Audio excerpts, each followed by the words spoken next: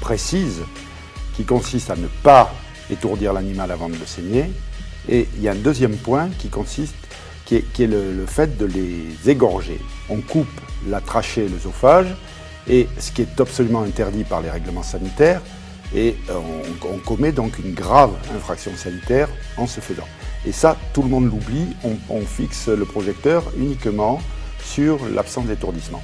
Et troisième volet, si j'ose dire, du triptyque de la problématique du halal, c'est le fait que ça permet de financer un culte religieux, à savoir le culte musulman. Le problème, c'est que maintenant, vous avez 60% de la viande qui est commercialisée en France de la manière halal.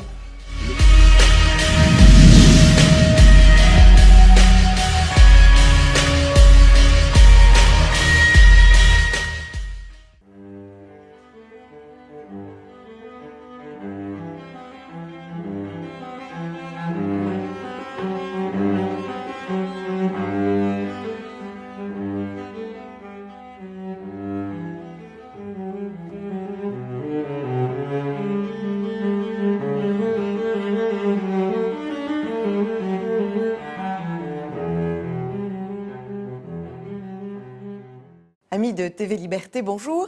Nous filons au cinéma avec mes compères Maxime Gabriel, Frédéric Pic. Bonjour à tous les deux. Bonjour. Bonjour Anne. Alors la moisson cette semaine, Frédéric.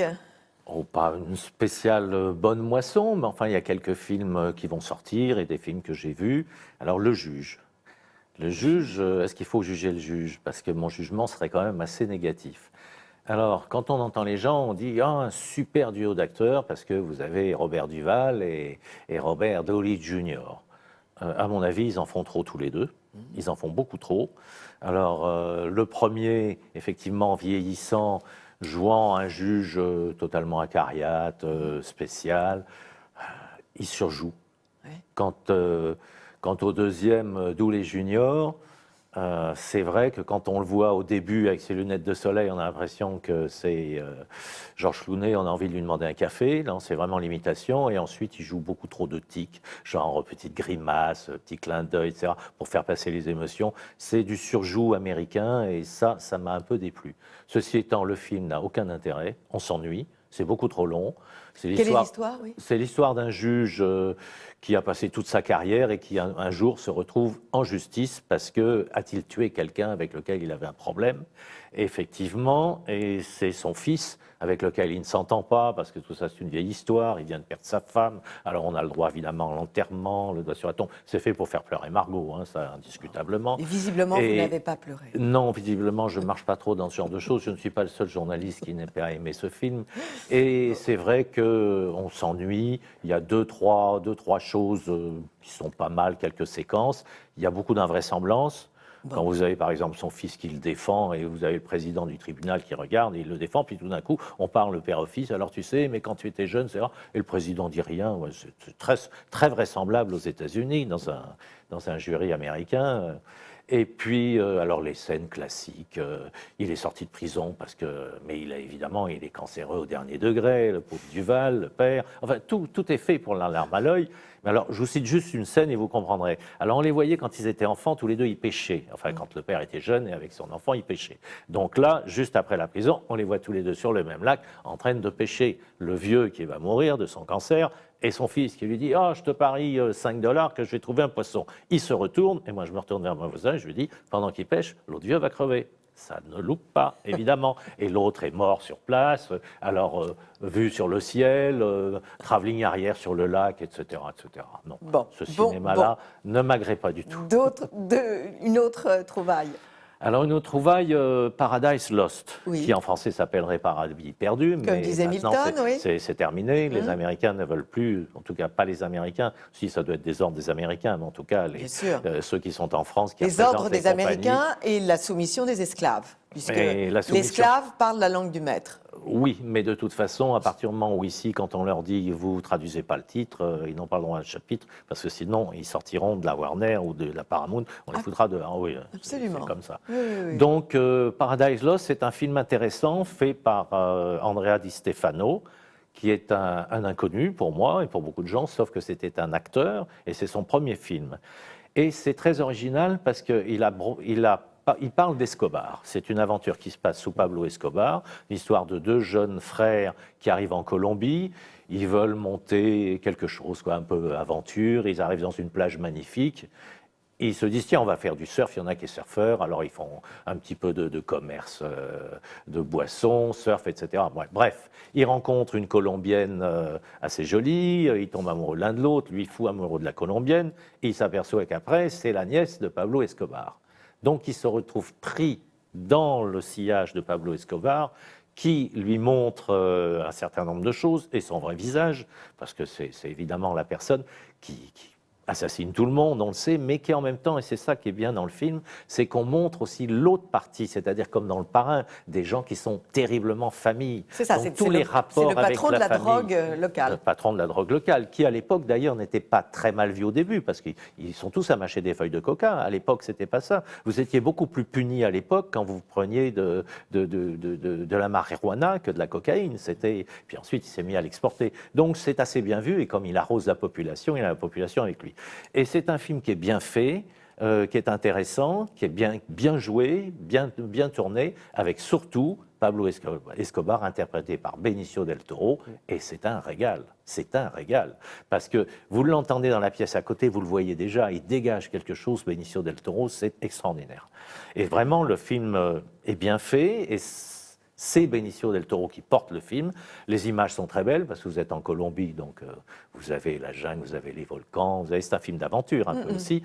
Les règlements de compte, à la fin, ça dégage, c'est un film d'action, belle musique, c'est un film réussi. Donc on part au paradis. Moi j'ai vu la bande-annonce et j'avoue que ça a l'air très tentant. Très tentant. Bon, et puis vous m'aviez parlé de L'Incompris aussi. Alors, L'Incomprise. L'Incomprise. Oui. Oui, ce qu'il y a d'amusant, c'est que ce metteur en scène du film dont je viens de parler avait tourné avec Dario Argento. Dario Argento, qui était le grand maître italien des années 50-60 du cinéma fantastique, qui faisait des très belles images, enfin bon. Et sa fille, Asia Argento, fait son 3e film qui s'appelle L'Incomprise, et dans lequel c'est un petit peu aussi un hommage à l'incompris de Comencini. Alors c'est un film que j'ai beaucoup aimé, je ne suis pas le seul d'ailleurs. C'est l'histoire d'une petite fille qui est délaissée et par sa mère, qui est une pianiste folle, qui prend des amants les uns après les autres, qui est complètement déjetée, encore interprétée par Charlotte Gainsbourg, elle tourne beaucoup en ce moment, et malgré je n'allais pas dire la répulsion quand même, je vais loin, mais malgré mon peu d'amour pour Charlotte Gainsbourg, je dois reconnaître qu'elle est remarquable dans le rôle. Elle joue très très bien. Bon. De l'autre côté, le père est un très beau garçon qui fait du cinéma, qui est complètement allumé aussi. Donc cette fille est rejetée par les 2 parents qui se sont séparés. L'Incomprise, c'est très joliment fait, c'est sensible, sans sensiblerie. Vous avez des scènes qui sont très émouvantes, c'est très bien fait, ça se termine mal, mais c'est un très beau film, avec une musique qui est remarquablement choisie pour toutes les différentes séquences, et la petite fille qui joue dedans est absolument merveilleuse. Alors ça, je le recommande chaudement, c'est L'Incomprise qui va sortir fin novembre, vers le 26 novembre, chose comme ça. Très bien, merci beaucoup Frédéric. Et vous, Maxime, vous êtes allé voir? Alors moi, je suis allé voir, j'ai suivi les conseils éminemment précieux de Frédéric et je suis allé voir Gone Girl, qui est sorti depuis une semaine ou deux, qui est un film excellent. Excellent. Alors, c'est vrai que sur la fin, on peut rappeler l'histoire en 2 minutes. C'est l'histoire d'un couple, un homme et une femme. Je le précise parce que ça va pas rare. De soi aujourd'hui. Ça devient rare. Donc, un couple hétérosexuel. Sinon, ça s'appelle une paire. Sinon, ça s'appelle une paire. Donc là, c'est une paire d'hommes et de femmes qui, elle, était une écrivain à la mode et à succès. On devine qu'elle a été l'héroïne d'un livre écrit par sa maman. Donc elle s'appelle Amy et il y avait un livre écrit par la maman qui s'appelait Amazing Amy, donc qui mettait en scène la vie étonnante Amy de cette fille. Et puis elle rencontre un type dont elle tombe follement amoureuse. Lui tombe follement amoureux d'elle. Il est journaliste ou quelque chose comme journaliste. Et puis, pour des raisons familiales, ils finissent par quitter Manhattan pour s'installer dans le Missouri, si ma mémoire est exacte. Et là, un matin, le monsieur quitte sa maison, l'air un peu déboussolé, et s'en va dans le bar qu'il tient avec sa sœur. Et puis, il rentre dans la journée, et là, la maison est sans dessus-dessous, sa femme a disparu. Et donc commence une quête. Et la quête, c'est évidemment de retrouver cette femme disparue, Gone Girl, cette fille disparue plutôt. Et on va suivre à la fois ce monsieur et à la fois la police pour chercher où est passée cette femme. Est-elle morte? A-t-elle été tuée? Si oui, par qui? Alors je ne révèle pas ce qui se passe dans le film. C'est très riche, évidemment, en rebondissements. Ça fonctionne. Ce qui est, à mon avis, particulièrement bien mené, c'est que au moment où on commence à se dire que telle ou telle chose devient crédible ou plus crédible et que on devient sûr que la solution tient dans telle ou telle voie, c'est à ce moment-là qu'on nous livre la solution. Ça veut dire que la solution ne nous est pas livrée avant qu'on l'ait comprise, elle ne nous est pas livrée non plus bien après qu'on l'ait comprise. Donc ça veut dire que c'est visé juste, vous voyez, c'est une horlogerie de précision, et ça j'aime. Voilà. J'aime parce qu'on ne nous prend pas pour une bille, et c'est quand même plutôt sympathique par les temps qui courent. Alors beaucoup de gens n'aiment pas la fin du film. Vous n'avez pas d'ailleurs aimé la fin du film? Pas spécialement, mais non, de toute façon, c'est David Fincher. Donc David Fincher, c'est un remarquable metteur en scène qui sait manipuler, entre guillemets, mais dans le bon sens du terme. Dans le bon sens du terme, parce que tout est prévisible sans être prévisible. Voilà, donc on est amené petit à petit par des chemins de traverse et on revient au centre. Ce qui est étonnant aussi, ce qui est très intéressant, on en avait parlé la dernière fois, c'est le côté média. Haro sur la personne. Entendu. Et ça, bon, c'est aussi une critique de notre société moderne et du rôle des médias. L'affaire du petit Grégory en France, on l'a vu avec les médias. Absolument. Absolument. Et la façon dont on peut aussi se servir des médias, parce que les médias se servent de vous, vous servez des médias, et c'est tout à fait bien montré dans l'émission, surtout à la fin, dans le film, pardon, surtout à la fin. Et c'est vrai que c'est David Fincher, et souvent dans ces films, la fin nous est livrée un petit peu de façon brute, et qu'on peut comprendre ce qu'on a envie de comprendre. Donc on peut avoir l'impression de rester sur sa fin, de se dire « Oh, j'aurais préféré telle ou telle chose ». Et en fait, moi je trouve ça remarquable, parce que ce n'est pas la fin qu'on attend, c'est jamais vraiment un happy end, c'est jamais non plus tragique. C'est un peu au spectateur de se faire sa propre opinion. Et donc j'aime beaucoup les films qu'il fait en général, et celui-ci en particulier, parce qu'on ne nous prend pas pour des idiots, d'abord. Parfait. Le suspense tient la route. Et à la fin, on est libre. Voilà. Donc bien. on est libre et intelligent, et ça, c'est quand même formidable. Et juste une petite chose, c'est Ben Affleck aussi qui porte le film. Il Et joue Ben Affleck est remarquablement formidable. parce qu'il est en même temps. C'est le mari. Oui, le mari, C'est le mari, qui est naïf, qui se laisse avoir et qui en même temps comprend. Il y a toute une espèce de dualité chez cet homme, et c'est remarquablement fait. Mais Ben Affleck est un acteur très intéressant et très intelligent. Bon, ben ça fait 4... Cela dit, l'actrice est excellente aussi. Aussi. Ouais. Donc si je résume bien, Paradis perdu, L'Incomprise et Gone Girl. Moi, je vais signaler un film que je n'irai pas voir. Je vous informe tout simplement que, parce qu'il est très visible sur au derrière des bus, sur les panneaux publicitaires. Dans le métro. Il s'appelle Bande de filles. Bande de filles, eh bien, la scénariste, c'est Céline Sciamma, qui a un sujet bien précis en tête, c'est toujours l'ambiguïté sexuelle. Et c'est tout de même, elle a fait 5 films contre l'homophobie. Et bien sûr, elle a reçu des prix. Et son dernier film en 2010, c'est tout de même Tomboy, qui a failli être, qui a été même, je crois, visionné dans des écoles. Et c'est l'histoire d'une petite fille de 10 ans qui prend les traits d'un garçon, Michael, auprès de ses camarades.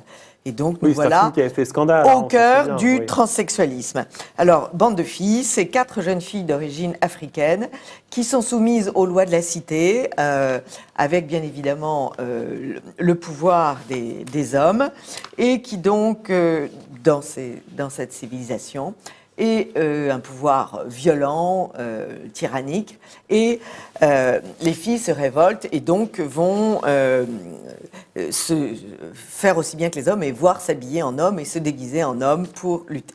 Voilà, le sujet est planté, je vous ai donné le décor et vous êtes prévenus.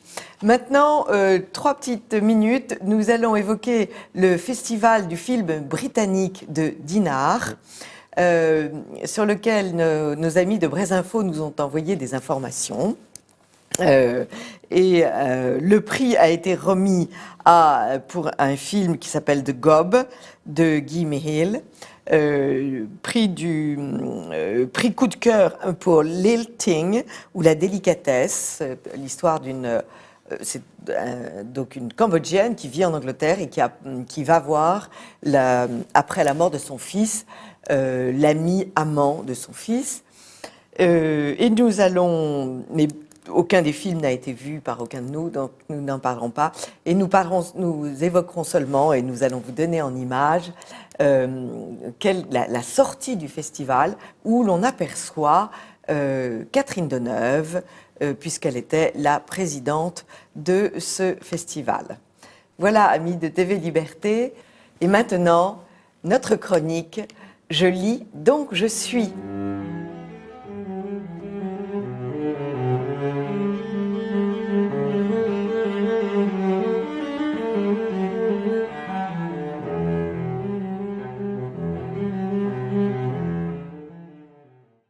Amis de TV Liberté, pour cette rubrique « Je lis, donc je suis », j'ai invité un romancier historien ou un historien romancier. Bonjour, Gilles de Bec de Lièvre. Votre maison d'édition Télémac a édité 5 livres de vous, 5 livres que j'ai lus avec extrêmement d'intérêt parce que vous, j'ai envie de dire, vous décapez l'histoire, vous nous la présentez, vous prenez des légendes, vous prenez des personnages extrêmement célèbres et on a l'impression de les découvrir sous un jour nouveau. Je rappelle les titres: La Croix au cœur, l'histoire du prince de Talmont, Le dernier cocher du roi, sur un essai de sauvetage du roi Louis XVI avant qu'il ne soit décapité, Les loups de l'empereur, et La Fontaine, ultime confession, sur les derniers jours de La Fontaine. Et là, nous apprenez 1001 choses sur La Fontaine. Est-ce que l'on peut dire que vous êtes un historien qui décapait l'histoire? Alors, non, pas tout à fait. Je dirais, moi, ce qui m'intéresse à chaque fois, c'est de démystifier un petit peu les personnages. Quand je dis démystifier, c'est que... Démystifier, c'est-à-dire que vous décapez le mythe. Oui, alors si vous voulez, on peut le prendre comme ça. Oui. D'accord. Mais attendez, ce qui est important, c'est que quand je dis démystifier, c'est que, une fois encore, ce sont des hommes et des femmes comme vous et moi, quels que soient les siècles. Et ce qui me passionne, c'est d'essayer de comprendre un petit peu comment est-ce qu'ils ont vécu, quel était leur caractère, quelle était leur personnalité. Et en prenant cet angle d'attaque, du coup, oui, on décape si vous voulez, mais il y a une chose qui est sûre, c'est qu'au moins on démystifie, on les remet à leur juste réalité. Ils apparaissent dans leur vérité. Alors, le sujet de ce matin, c'est, il s'appelle Le jeu de la haine, et c'est la vie, le trio, j'ai envie de dire un trio infernal, Mazarin, Colbert et Fouquet. Pourquoi trio infernal ?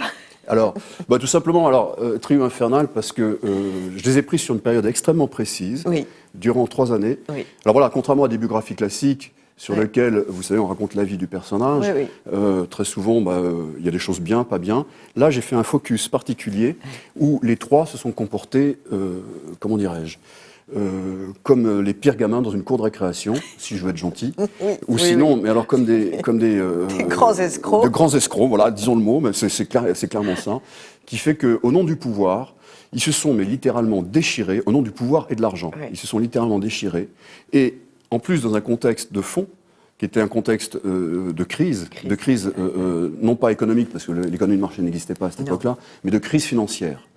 L'État est en faillite. Ah, complètement. Le pauvre Louis XIV a 20 ans. Et les choses vont très très mal. Alors, les 3 c'est ça qui est étonnant, les 3 vont se débrouiller pour trouver de l'argent, mais à chaque fois en prenant leur commission. Voilà. C'est absolument inouï. C'est ça qui est incroyable, c'est que l'État est complètement en faillite, mais vraiment, dans une situation absolument épouvantable, à cause tout simplement de la guerre que la France livre avec l'Espagne depuis pratiquement un quart de siècle, donc ça coûte un argent fou. Mais du coup, comme les impôts rentrent mal, qu'ensuite il y a beaucoup de corruption par rapport au système, qu'est-ce qu'on fait pour trouver de l'argent? Alors il faut bien le remettre dans le contexte, c'est-à-dire que Mazarin est l'équivalent du Premier ministre, aujourd'hui on dirait. Premier ministre qui a le pouvoir absolu, parce que Anne d'Autriche, qui est la régente, est totalement inexistante. Donc en fait, il fait tout ce qui bon lui semble. Oui, oui. Le jeune Louis XIV est inexistant sur le plan politique. Oui. Et puis, donc, derrière ça, on trouve notre ami Fouquet et Colbert. Alors, Fouquet a le rôle de ministre des Finances, et Colbert étant le secrétaire particulier de Mazarin. Donc, ces trois-là tiennent tout le système. Et alors, quand on parle de corruption, c'est-à-dire que comment est-ce qu'on va trouver de l'argent? Alors, ils ont un système très simple, c'est, on va chercher du crédit. Bon, le crédit, auprès de qui? Alors, à l'époque, on appelait ça des traitants, aujourd'hui, on dirait des financiers. Ce qui est étonnant, c'est que l'Église interdisait la notion de crédit. Mazarin, je le rappelle, était quand même cardinal. C'est assez... Bon, mais ça ne le dérangeait pas du tout. Hein. Et donc, il trafiquait avec ce qu'on appelle les traitants. C'est-à-dire que les traitants amenaient l'argent, sonnant et trébuchant, parce qu'ils étaient dans l'urgence, quoi. Ils avaient besoin de... Un traitant, c'est un banquier. Exactement. Donc, ils avaient besoin de ces traitants. Et là-dessus, alors il y a eu plusieurs systèmes. Il y avait aussi ce qu'ils appelaient les donatifs. Les donatifs, j'adore cette expression. Oui. En fait, c'est des pots de vin. Donc sur lesquels ils s'arrangeaient par rapport à un C'est plus système. noble. Oui, ça fait plus chic. Voilà, ça fait plus chic. Mais sur le fond, c'était quand même assez consternant. C'est-à-dire que moi, voilà, au départ, quand j'ai pris le sujet, je me suis dit formidable, ces deux hommes, Mazarin et Fouquet, se dévouent pour l'État Oui. avec une probité excellente. Oui. Mais pas du tout. C'est qu'ils se commissionnaient, mais au passage de façon éhontée. Mazarin, quand il meurt, laisse 12 tonnes d'or. Oui, mais alors, mais attendez, mais quand il meurt, alors, ce qui est intéressant, c'est... Non, pardon, 22 tonnes d'or. Oui, 22. mais c'est absolument hallucinant. Au sortir de la Fronde, il était pratiquement ruiné, Mazarin. C'est comme ça qu'il a engagé Colbert. Il dit, écoute, Colbert, tu te débrouilles, il faut faire ma fortune, il faut faire vite. Mais Colbert a été exceptionnel. C'est-à-dire que Colbert, en l'espace de 12 ans, a réussi à détourner au profit du cardinal pratiquement un tiers du budget de l'État. Imaginons aujourd'hui qu'un Premier ministre ait détourné à titre personnel un tiers du budget de l'État. C'est colossal. Ah oui, non. Colossal, voilà. Et tout est à l'avenant. C'est-à-dire que dans ce système-là, Fouquet, pourquoi se gêner? Puisque, après tout, lui se dit, mais comment est-ce que... Et moi, comment je ne pourrais pas en profiter? Bien sûr, comme disait Mademoiselle de Scudéry, il a le magot chez lui. C'est-à-dire qu'en fait, comme les impôts, ça rend très mal, il se dit, attendez, les caisses de l'État et mes caisses personnelles, on met tout ça ensemble. Résultat, il nous a fabriqué Volvicomte avec tout ça. Absolument. Avec l'argent du contribuable, finalement. Voilà. Ce qui est étonnant, c'est ces trois personnages qui ont donc une passion commune pour l'or et l'argent. Il y a une très jolie expression, c'est Mazarin, il est saoul d'or et d'argent. Alors, ils ont tout de même des différences, ces personnages, ne serait-ce que de personnalité. Trois petits portraits. Alors, Mazarin, ma science est très récente, c'est un secret d'histoire sur la télévision, mais Mazarin était le fils du majordome de la grande famille Colonna à Rome. Voilà. Ça plante le décor. Donc, une volonté de vouloir acquérir la richesse pour être considéré comme les Colonna. Donc, mais une volonté d'amasser, mais pour lui, en fait. Voilà. Pour lui, hein. Absolument, uniquement pour lui. Mais c'est ça qui est complètement aberrant, c'est que qu'ils aient besoin d'argent, à la limite, on peut le comprendre. Oui. Mais cette accumulation, c'est incompréhensible. C'est incompréhensible, d'autant plus qu'il n'a pas d'enfant, étant cardinal. Pas d'enfant, oui. Pas d'enfant, voilà. Et quand il meurt, je vais devoir quitter tout cela. C'est sûr. Et oui, non, mais bien sûr. Donc pour lui, c'était terrible. D'ailleurs, il ne pensait pas mourir si vite. Hein. Oui, il meurt très jeune. Il meurt à 50, même pas 60 ans. Avant 60 ans. Voilà, avant 60 ans. Mais voilà. Alors, à côté, Colbert, on l'appelle le Noir. Ça, le Nord. Voilà, le Nord. Il est habillé en noir. Voilà. Alors, lui, c'est pas un marrant. Pas et il est fils de dans l'industrie de la soirée. Receveur général à Paris. Voilà. Et donc, une famille d'argent aussi. Voilà, absolument. Alors lui, mais alors plus discret, plus terne. Oui, c'est le besogneux. Ah oui, c'est le besogneux, mais alors redoutable. Et d'ailleurs, ce qui est intéressant chez Colbert, c'est que, alors c'est tout sauf un rigolo, contrairement à notre ami Fouquet, qui était, bon, ça c'est autre chose. Mais ça, il y a des peintures quand même assez amusantes entre ces trois personnages. Mais Colbert, effectivement, était d'une austérité terrible, mais alors redoutable. C'était, moi je n'ai cesse de l'appeler la couleuvre dans tout le livre, ne serait-ce que parce que les armoiries des Colbert, c'était une couleuvre. Je trouve que ça lui va, mais comme un gant. Tristement symbolique. Ah oui, complètement. Et il n'a eu de cesse de manœuvrer derrière, parce qu'en fait, il n'a jamais été en première ligne. C'était Fouquet et Mazarin qu'il était. Lui, en tant que secrétaire particulier de Mazarin pour assurer sa fortune, il observait un peu le jeu des uns et des autres, et il se plaçait petit à petit. Voilà. Et puis, ce personnage de Fouquet, j'avoue que vous avez un peu cassé l'image que j'avais très belle de Fouquet, parce que j'aime Belle-Île et sa forteresse, j'aime le château de Vaux, le vicomte, et puis j'aime le mécène, parce que Fouquet, c'est un personnage flambant, à tous les sens du terme. Voilà. Mais alors, il est absolument extraordinaire, c'est que lui, alors contrairement à Mazarin, évidemment, détournait autant d'argent que Mazarin, mais il dépensait tout.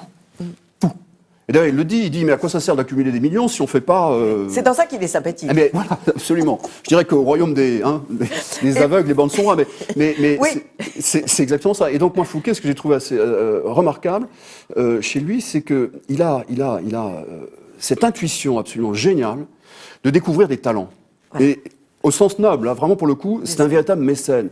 C'est-à-dire que c'est quand même lui, donc Vaux-le-Vicomte, qui était une révolution à la construction de ce château, s'entourant de gens prestigieux comme les fameux trois le Vaux, le Nôtre et le Brun, auxquels on peut ajouter derrière ça quelques artistes dignes de ce nom qui pour nom Molière, La Fontaine, Madame de Sévigné, Racine, etc. Donc c'est lui qui a découvert tous ces talents et qui les a attirés auprès de Vaux-le-Vicomte. Au moins lui c'était un épicurien et un jouisseur de la vie, ce qui n'était ni le cas du cardinal, ni le cas de Colbert. Bon, mais en ça je trouve très sympathique notre ami Fouquet. Il a laissé ce beau château. Mais évidemment c'est sûrement le plus léger des trois. Et les deux autres, qui sont des aigles, vont fondre sur le petit oiseau. Le petit oiseau, je suis moins sûr que ça, parce que en fait, le problème, c'est que il a péché par orgueil, Fouquet, dans tout ça. C'est-à-dire que il a pris du haut de la cravate Colbert, parce qu'il le considérait comme un commis, finalement. C'est jamais que le commis de Mazarin. Cela dit, à quelques moments, Colbert lui a fait très peur. Dans leurs différentes manipulations, donc que je raconte ce qui se passait entre les uns et les autres. Bon, je ne vais pas rentrer dans le détail de tout ça, mais Fouquet, a vu ça de trop loin. Il n'avait pas le sens du calcul politique comme pouvait l'avoir Mazarin ou Colbert. Il était trop... Voilà, et puis surtout, une fois encore, je pense que le côté épicurien l'a peut-être emporté sur son côté vénal et calculateur. Et puis cette espèce de complexe de supériorité aussi, parce qu'il était quand même très... Il écrit « J'ai le cœur au-dessus des périls ». C'est joli, mais... mais justement, il en a payé le prix fort. Exactement, il en a payé le prix fort. Et pourtant, Dieu sait s'il avait été alerté, parce que je ne parle pas... Évidemment, j'évoque tous ces réseaux d'espions qu'il avait autour de lui, parce que les trois, là, ils n'arrêtaient pas de s'espionner entre les uns et les autres. Donc c'est absolument incroyable. Et je crois que même à l'époque, le concept de taupe, c'est-à-dire que a été inventé à ce moment-là. C'est-à-dire qu'il y en a un qui espionnait au profit de l'autre, mais en fait l'autre l'avait retourné et qui fait que, etc. Et donc Fouquet avait un réseau absolument extraordinaire. Mais là encore, il avait été alerté plusieurs fois en disant faites attention, vous allez trop loin, trop vite, trop bon. Il n'a jamais écouté. Il n'a jamais écouté. Et puis un petit peu de grossièreté quand il veut acheter Louise de la Vallière pour savoir ce qui se passe et ce que dit le roi. Louise de la Vallière étant la toute jeune et récente maîtresse de Louis XIV. Là, il est complètement fou. Mais il est étonnant à ce propos-là. C'est-à-dire que même le jeune Louis XIV, il l'a pris du haut de la cravate. Il s'est dit, c'est pas compliqué, il doit pas être plus doué que son père Louis XIII, et il voulait jouer le rôle de Richelieu. Il était quasiment sûr, mais il était convaincu qu'il pouvait avoir ça. Or, vous mettez bien en valeur cela, le grand intérêt, le grand bénéfice de Mazarin, c'est d'avoir appris au jeune Louis XIV à gouverner seul et sans Premier ministre. Absolument. Et ça, c'est effectivement, jusqu'à la mort de Mazarin, Louis XIV était totalement inexistant. Du jour où Mazarin est mort, le lendemain, il a convoqué donc tous les ministres. Et alors là, c'est absolument fabuleux la déclaration qu'il a faite, mais c'est digne d'un homme d'État qu'il a été par la suite. Donc il a été absolument remarquable. Et ça, Fouquet... Il s'écrit la face du théâtre. Oui, voilà. Et il dit, le théâtre change, c'est-à-dire qu'il était tout à fait conscient que c'était un jeu, donc il avait 20 ans. La scène de théâtre change. La scène de théâtre change, donc il était une envergure folle. Mais là encore, Fouquet l'a pris du haut de la cravate. Et cette histoire avec Louise de la Vallière, pour vous dire le culot, c'est qu'il était persuadé qu'il pouvait acheter tout le monde. Parce que lui, avec l'argent, on fait tout. C'était sa conviction suprême, corrompu jusqu'à l'extrême et qui fait qu'il était persuadé qu'avec l'argent, on pouvait tout acheter. Ben non. La petite Louise de la Vallière, là, pour le coup, était une femme parfaitement honnête. Elle était franchement amoureuse de Louis XIV. Louis XIV, oui. Et pour Fouquet, quoi, une femme amoureuse, qu'est-ce que ça veut dire? Enfin, c'était pas possible pour lui. Oui, oui, là aussi, de ce côté-là, il est très décevant. Il a une très gentille femme qu'il aime, de beaux enfants, et il continue à courir derrière tous les bosquets. Voilà, absolument, absolument. Bon, voilà. Alors, j'ai envie de conclure sur ce texte que vous mettez en exergue, Gilles de Bec de Lièvre, de l'abbé François Timoléon de Choisy. J'écris pour ma propre satisfaction, ou, si vous voulez, des idées plus hautes et des motifs plus nobles. Je regarde uniquement l'instruction du prochain. Et je crois que l'histoire est la meilleure et la plus sûre manière d'apprendre aux princes de la terre des vérités quelquefois dures qu'on oserait leur dire autrement, et que si on y célèbre leurs vertus, leurs vices et même leurs moindres défauts n'y sont point oubliés. C'est un message, vous faites quelques rapprochements avec notre époque contemporaine? Attendez, on est en plein dedans. Enfin, on trouve des analogies, mais évidentes. C'est-à-dire qu'aujourd'hui, finalement, rien n'a changé. Hein. Allez, je vais peut-être me laisser aller, mais vous prenez mes trois compères, là, Fouquet, Colbert et Mazarin. Si vous voulez, tiens, on va prendre la droite aujourd'hui en France, et ben vous mettez Sarkozy, Juppé et Fillon. En dessous, vous avez Louis XIV, on va mettre Chirac. Voilà. Allez, maintenant, on va aller du côté de la gauche. Vous mettez à la place des trois personnages, vous mettez François Hollande, DSK et Martine Aubry. On sait qu'ils s'adorent tous les trois. Et puis en dessous, vous mettez Mitterrand. Non, mais c'est d'une... Et en fait, tout ce qui s'est passé, fond de crise, on est en pleine crise aujourd'hui, c'est exactement ça. Et qu'aujourd'hui, par rapport à ça, ils se détestent tous et on continue comme si rien n'était. Et l'augmentation de la dette. Ah bah oui. En milliards, la dette. Exactement. Voilà. Donc vous avez compris, chers amis de TV Liberté, combien ce livre est passionnant. Gilles de Bec de Lièvre, Le jeu de la haine, édition Télémac. Vous n'aurez jamais lu texte aussi vrai sur une période importante sur lequel finalement on connaissait peu de choses. Merci beaucoup, Gilles de Bec de Lièvre. Je vous en prie, merci. Et à très bientôt. Merci. Amis de TV Liberté, à tout de suite pour une autre chronique de Perles de Culture.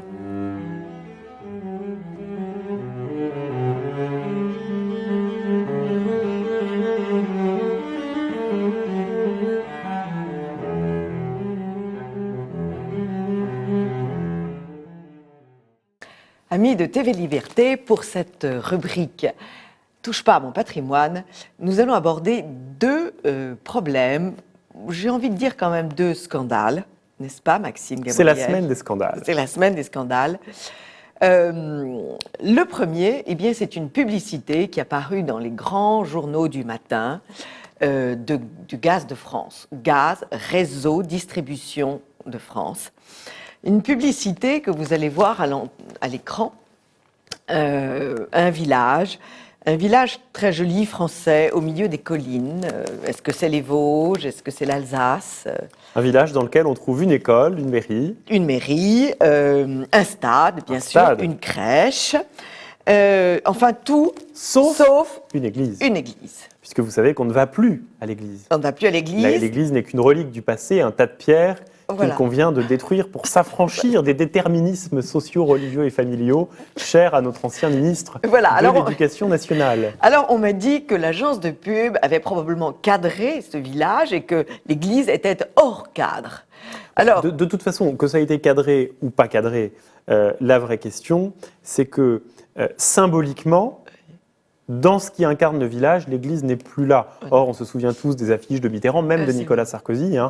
C'est la France, la force tranquille, etc. On voit le clocher. Bon, symboliquement, Gaz de France, qui est quand même une entreprise éminemment symbolique, puisque c'est une entreprise qui a été une entreprise d'État et à laquelle les Français sont très attachés, symboliquement, Gaz de France nous montre un village complètement déchristianisé, tellement déchristianisé qu'il n'y a même pas d'église. C'est un village religieux, donc le fait religieux échappe. Voilà, nous sommes devenus des animaux complètement inscrits dans la loi de 1905, même plus que la loi de 1905, puisque nous sommes... Le religieux est tellement rentré dans la vie privée qu'il échappe même au paysage et donc à l'histoire. Voilà. Donc notre vie se limite maintenant à la mairie, une instance publique, à l'école, nationale, bien entendu. N'allez pas imaginer que ça puisse être une école privée. C'est pas Sainte-Gudule.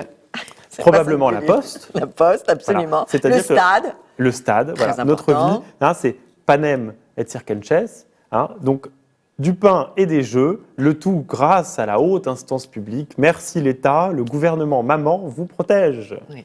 Alors, il y a aussi peut-être une explication, c'est que Gaz de France ne veut pas être désagréable à l'égard des musulmans, puisqu'il n'y a pas de mosquée sur cette Peut-être, mais vous base. savez, moi je crois que pour en avoir beaucoup entendu parler ou avoir beaucoup échangé avec des musulmans, je pense que la plupart d'entre eux ne sont pas opposés à l'Église. Bien Au sûr, contraire, bien la plupart sûr. d'entre eux ont conscience qu'un bâtiment religieux, au-delà de la question de l'usage, c'est aussi un bâtiment identitaire. Et qu'on peut très bien comprendre Bien sûr. qu'en terre musulmane, la mosquée, par exemple moi-même, si je vais à Ispahan, j'irai visiter la grande mosquée bleue, Bien sûr. c'est pas pour autant que je deviendrai musulman. Et je pense qu'il faut bien faire la différence entre l'histoire, l'identité et d'autre part Bien sûr. l'usage. Mais il est évident que ce genre de propos, qui paraît complètement anodin quand on le regarde avec un regard léger, mais quand on creuse profondément, on se rend compte qu'on est dans une déconstruction de la société, de Complète. déconstruction Et systématique. de la religion, mais y compris à travers son patrimoine. Et d'ailleurs, notez bien que sur cette affiche, il n'y a pas de phénomène religieux, mais il n'y a pas de phénomène patrimonial non plus. C'est-à-dire qu'il n'y a pas d'église, il n'y a pas de château, Non. il n'y a pas de fontaine, il n'y a pas de place du village, Non, non. il n'y a rien. Non, non. C'est un village qui est uniquement dicté par le phénomène public. Alors, qu'est-ce qu'on c'est-à-dire fait? par l'État. Est-ce qu'on téléphone à Gaz de France, au service communication? Eh ben, pourquoi pas? On écrit, hein, on fait On peut écrire, On pourrait en faire tout ça. cas, on peut réfléchir Ouais. et on peut se dire que, mine de rien, subrepticement, le monde change Ouais. et que le modèle dominant de société dans lequel on vit change. On veut faire changer. Je ne pense pas qu'il change, mais je pense qu'on Oui. veut le faire En changer. tout cas, ce genre de grande société, Restons ce genre de grande société, ce genre de grande société veut pousser n'est-ce pas? au changement. Deuxième scandale, eh bien c'est Quimper. Nos amis de Braise Info nous informent que une association culturelle turque a déposé un permis de construire en vue de la construction d'une mosquée, 450 mètres carrés, un minaret et 6 coupoles. Un minaret, Alors, pour l'instant, sans appel à la prière.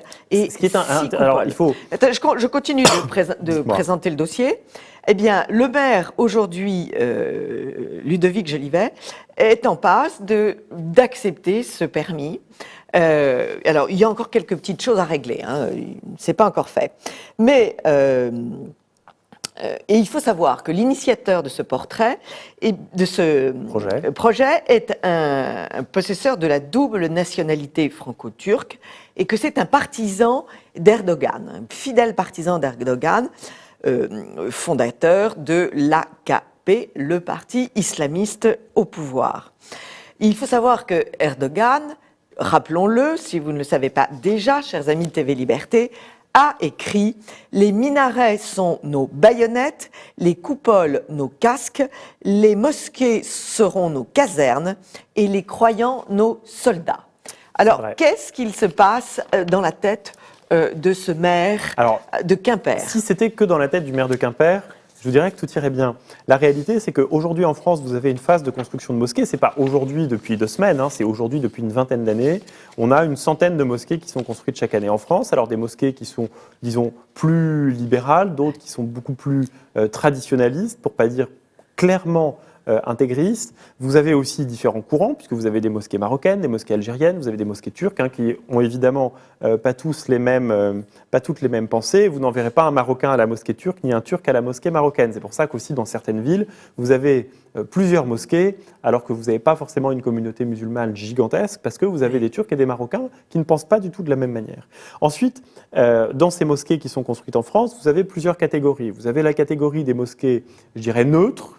Typiquement, vous prenez une maison un peu cubique, vous mettez un petit croissant dessus, ça fait une mosquée, mais ça reste parfaitement intégré, parfaitement discret. Vous avez ensuite les mosquées non discrètes, typiquement celle-ci, qui reste une mosquée de petite taille. Et enfin, vous avez les mosquées encore moins discrètes, qui sont ce qu'on appelle les mosquées cathédrales, qui là peuvent atteindre 1000, 2000, 3000, 5000, 10 000 mètres carrés. Il faut savoir qu'une mosquée, c'est en général 1 mètre carré par fidèle. Donc quand on vous dit 450 mètres carrés, c'est grosso modo du 400 fidèles. Et dans ces mosquées cathédrales, vous trouvez aussi des centres culturels, vous trouvez aussi des lieux d'alimentation, vous trouvez des librairies, Des écoles. des écoles coraniques, vous trouvez toute une série de services, comme on le fait d'ailleurs pour les cathédrales catholiques aujourd'hui. Ce n'est pas quelque chose qui est purement musulman, mais en tout cas ça existe.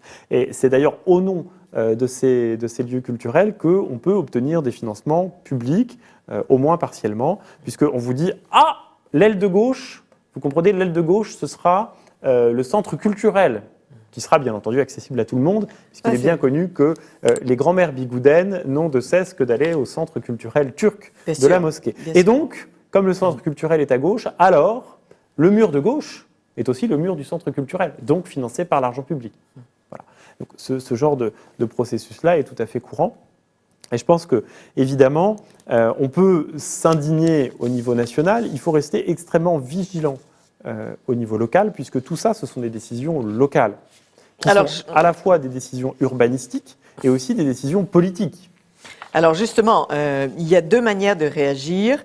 Eh bien, vous tapez sur Internet Quimper minaret et vous aurez un référendum d'initiative municipale et vous pouvez signer cette pétition. Et surtout que ce qui se passe à Quimper se passe aussi dans beaucoup d'autres villes. Il faut rappeler aussi qu'en France, les minarets, vous l'avez dit, c'est le cas ici, ne chantent pas, puisque c'est une décision qui a été prise par les imams français déjà depuis très très longtemps. C'est pour eux une façon de dire qu'ils acceptent de ne pas être dominants, c'est-à-dire ils acceptent de ne pas se faire entendre. Vous voulez dire pas d'appel du muezzin? Il n'y a pas d'appel du muezzin. En revanche, le minaret est quand même un symbole. Et oui, on peut très bien imaginer... Une fois qu'il sera là, il sera très facile à l'imam d'y grimper et appeler la population. Voilà, en général, les minarets sont purement symboliques en France, c'est-à-dire qu'ils ne sont pas équipés pour que le muezzin y aille chanter. Pour l'instant. Oui, enfin, vous montez avec votre sono et le tour est joué. Qui imaginait qu'on aurait des minarets en France? Oui. Je rappelle quand même que la première mosquée construite en France, c'est celle de Paris, la grande mosquée de Paris construite en 1935. Il n'y a pas de minaret à la grande mosquée de Paris. Justement, il n'y a pas de minaret pour une raison simple, c'est qu'il s'agissait d'être discret. Donc on a une architecture qui est d'ailleurs assez jolie, qui est une architecture dans le style oriental. Il faut rappeler aussi que cette mosquée, elle a été construite en trichant avec la loi de 1905, et c'est l'État lui-même qui l'a construite, en remerciement des soldats musulmans algériens en particulier qui étaient morts pour la France pendant la Première Guerre mondiale et qui étaient morts pour la France mais qui étaient français puisqu'il faut rappeler que l'Algérie était française, ce n'était pas un pur cadeau mais enfin admettons. Et il faut savoir que cette mosquée, tout est lié, les problèmes de financement actuels avaient déjà leur source à l'époque. Elle a été financée comment?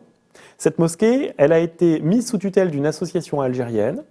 L'État a donné une subvention de quasiment 100% à une association algérienne pour que l'association algérienne construise une mosquée. Or, la loi de 1905, en toute logique, devrait interdire qu'on subventionne la construction d'une mosquée. Mais la loi de 1905 s'applique en France métropolitaine.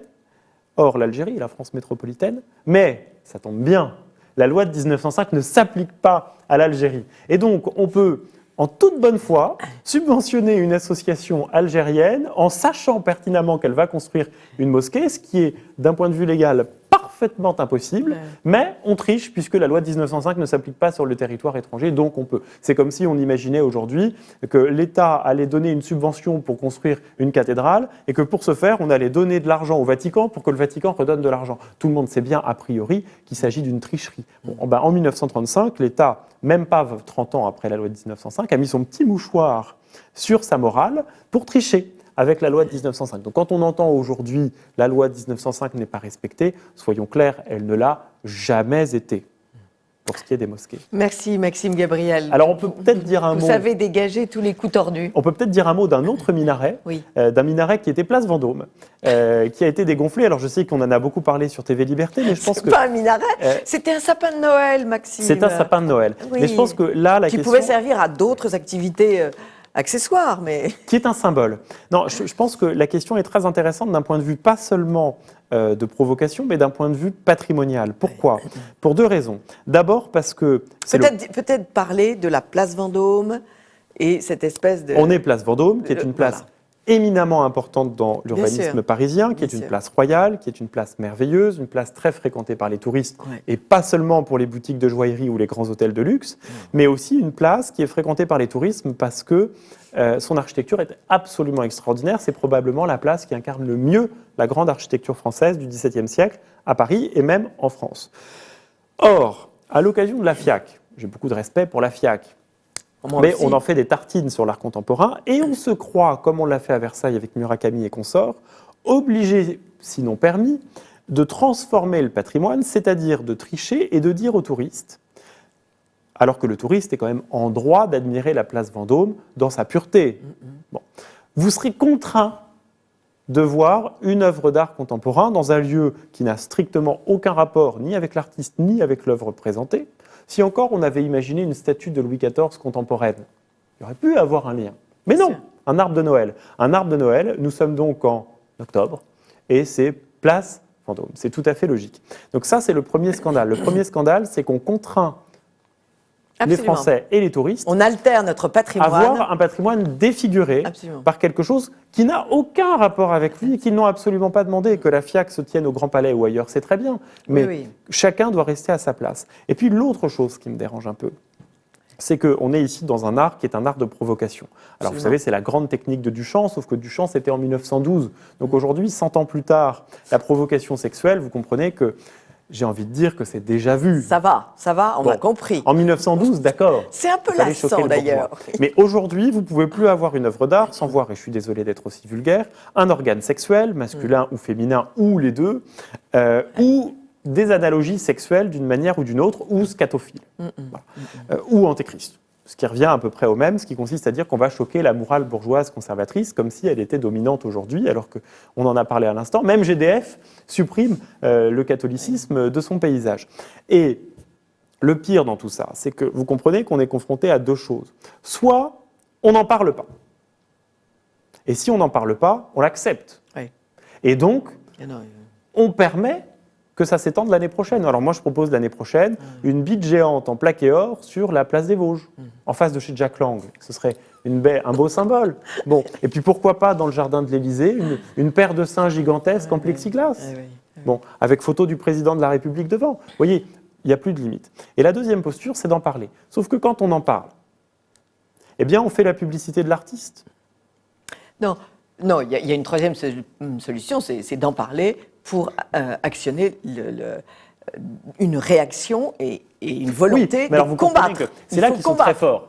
Parce que si vous êtes dans cette démarche de réaction, ce que Oui. nous sommes ici aujourd'hui, Oui. nos téléspectateurs le savent, Oui. ils sont des vieux réactionnaires, des giga réactionnaires, des Oui. ultra Oui, méga oui. réactionnaires, Oui, oui. tout Non. ce qu'on veut. Et donc, c'est ce que j'appelle la réductio ad titlerum.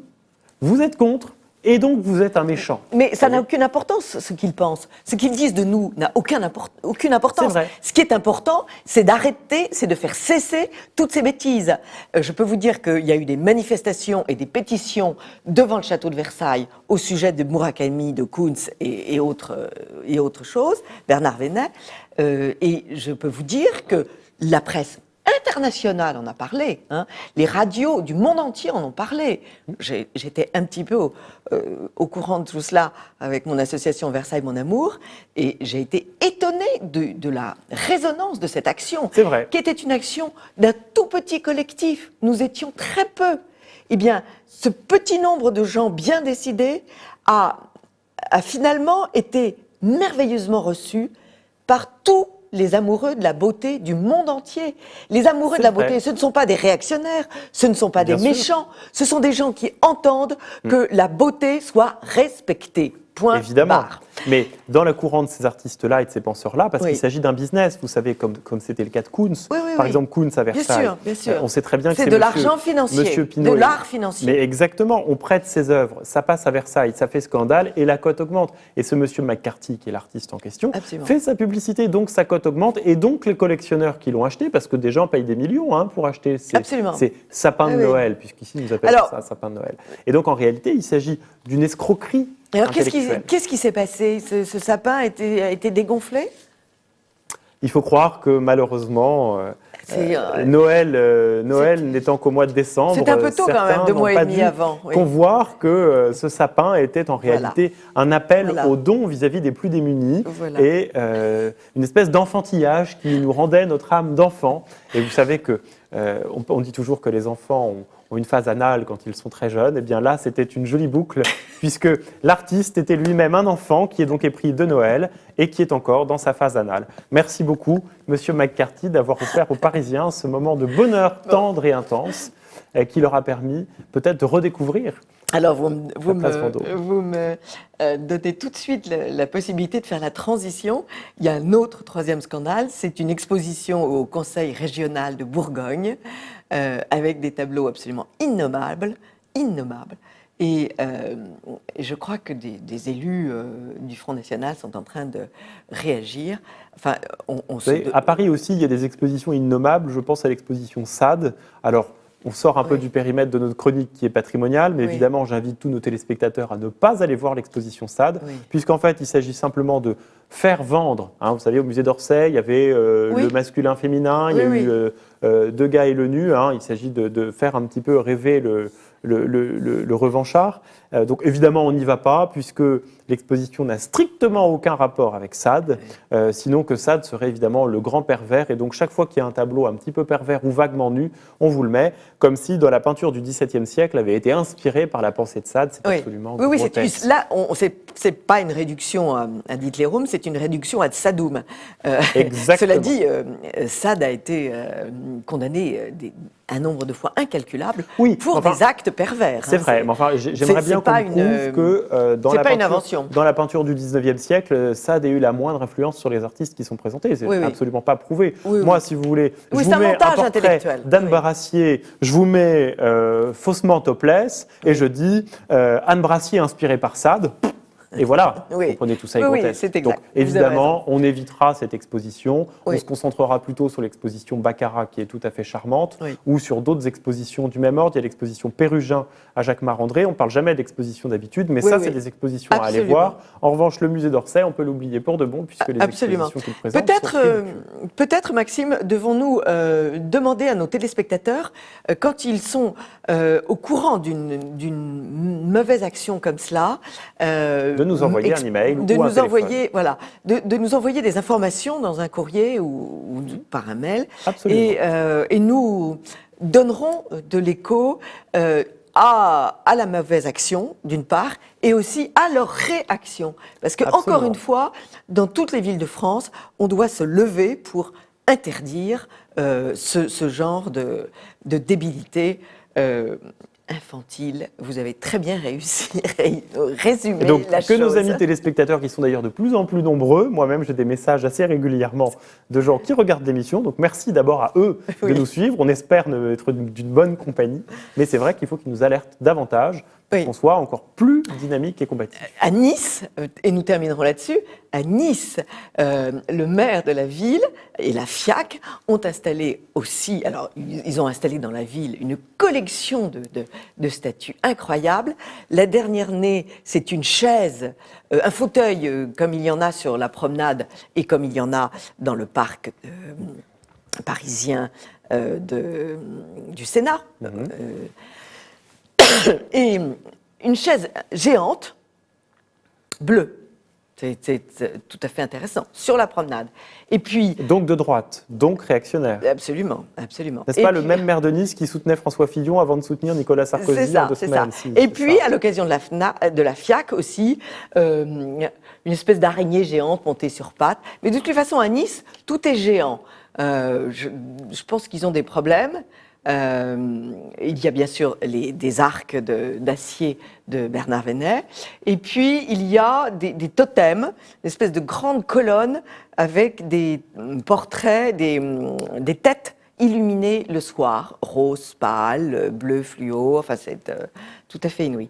Donc partout, on a des espaces pollués, et ça je trouve que ça devient insupportable.